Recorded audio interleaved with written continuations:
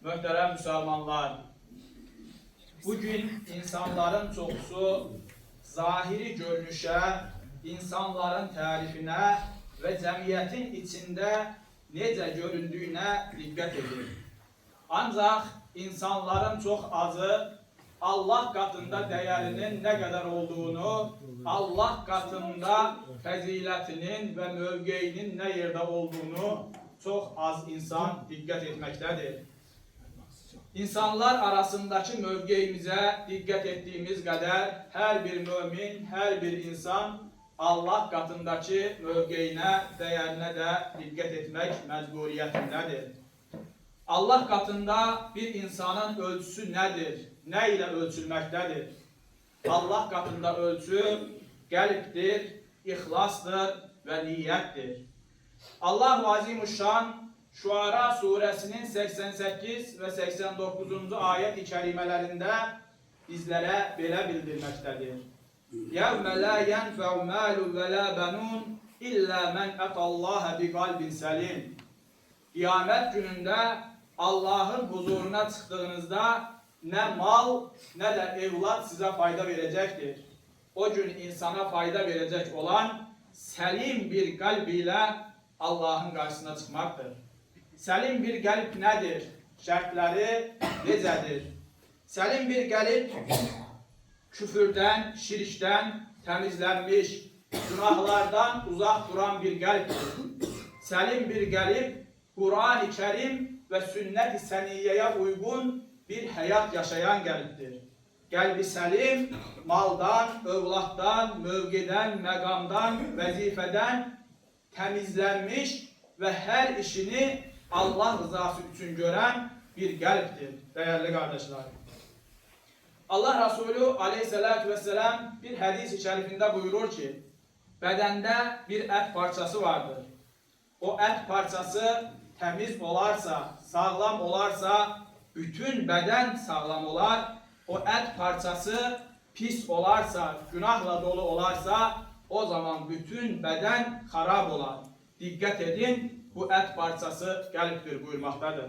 Həqiqətən baktığımız zaman insanın qəlbi şirklə, küfürlə, kinlə, nifrətlə, riya ilə dolu olduğu zaman hal və davranışları, bədən orqanlarının ortaya çıxışı da onların nəticəsi olur.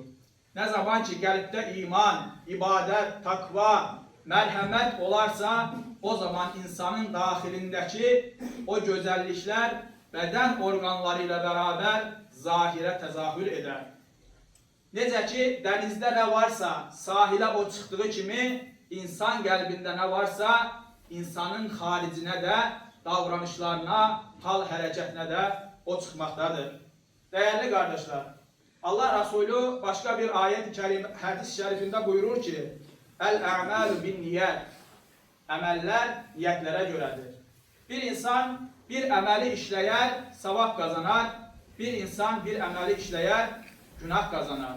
Bunun səbəbi insanın niyyətində, insanın ixlasındadır. Bununla əlaqəli gözəl bir hadisə yaşanmışdır.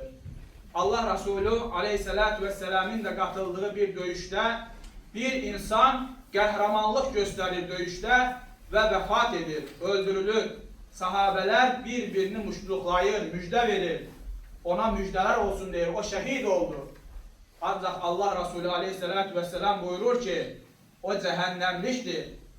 Sahabe təəccüblənir ve sebebini soruştuğunda Allah Resulü buyurur ki o adam insanlar ne büyük qəhrəmandır, ne güzel döyüşçüdür desinler diye bu kadar döyüştü ve öldürüldü.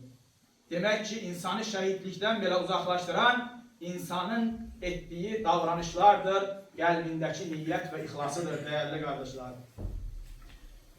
Değerli müminler, qəlb-i səlimin şərtlərindən birisi və ixlasın zirvəsi əməlləri Allah rızası üçün etmək və eyni zamanda gizli etməkdir. Allah-u Teala Bakara suresinin 271. ayet-i kerimesinde bizlere bildirmiştir ki eğer sədəqələri açıktan verseniz bu da yaxşıdır.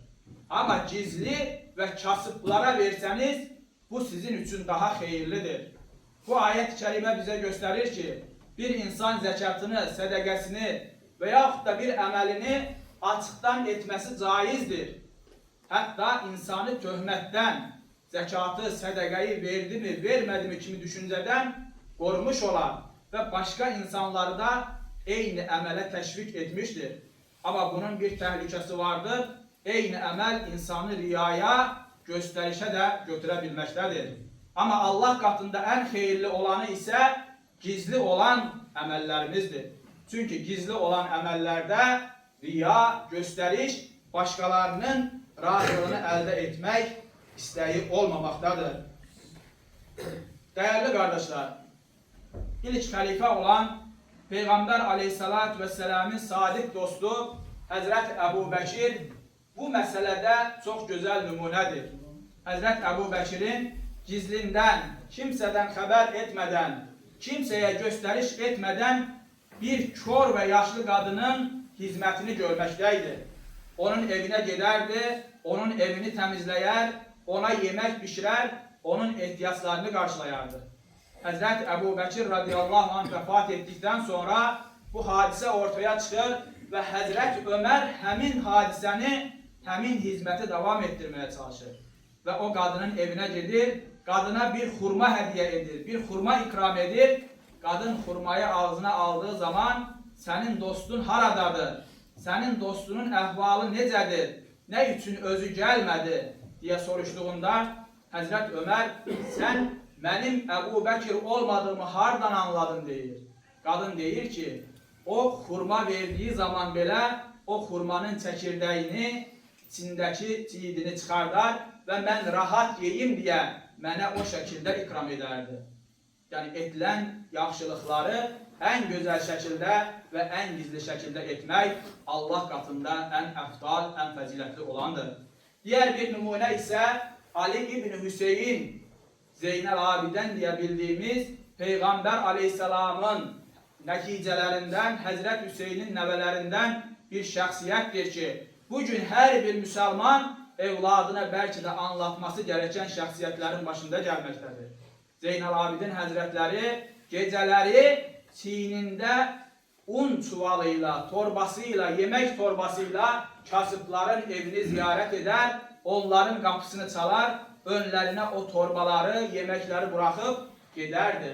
O vəfat etdikdən sonra bu yardımların kəsildiyini anladı insanlar və o ikramı, o yardımı edənin Zeynəl Abidin olduğunu anladılar, onun olduğunu bildilər.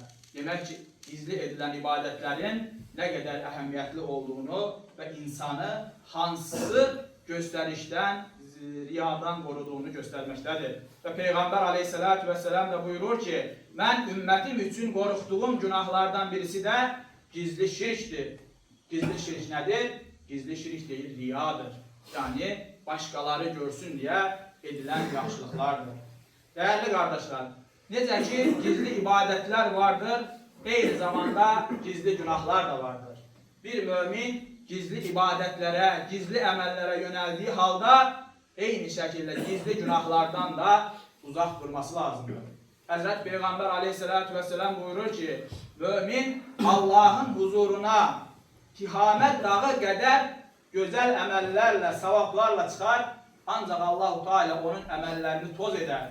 Sahabə təəccüblənir və səbəbini soruşur. Allah Resulü aleyhissalatü vesselam buyurur ki, onlar tək qaldıqda Allahın haramlarını çiğnəyərlər. Yəni, tək qaldıqları zaman, gizlində olduqları zaman haramlarla məşğul olarlar.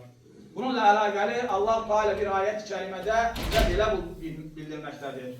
Onlar etdikləri xainlik və işlədikləri günahları insanlardan gizləyərlər. Ancaq Allahdan həya edib də o haramlardan uzaq durmazlar. Demək ki, önəmli olan Allahdan həya edib o gizlində etdiyimiz günahlardan da uzaq durmaqdır, dəyərli qardaşlar. Və Sələf-i Salihin gözəl bir sözü vardır. Sən yalnızkən necəsənsə, insanlar içində, Allah qatında da o şəkildəsən. Yəni, bir insanın necə olduğu, Allah qatındakı dəyəri tək başına qaldığı zaman olduğu haldır. Çünki insanlar içərisində olduğu zaman insan həqiqətini, daxilini gizləməkdədir. Nəticə olaraq qiymətli qardaşlar, qiyamət günü bizi xilas edəcək olan çox danışmaq, çox görülmək, insanlar içərisində bəyənilmək, insanlar içərisində mövqe, məqam əldə etmək deyildir. Qiyamət günü bizi qurtaracaq olan səmimi bir qəlb, ixlas və bu səmimiyyətlə, ixlasla edilən əməllər olacaqdır. Ələ innə əhsənəl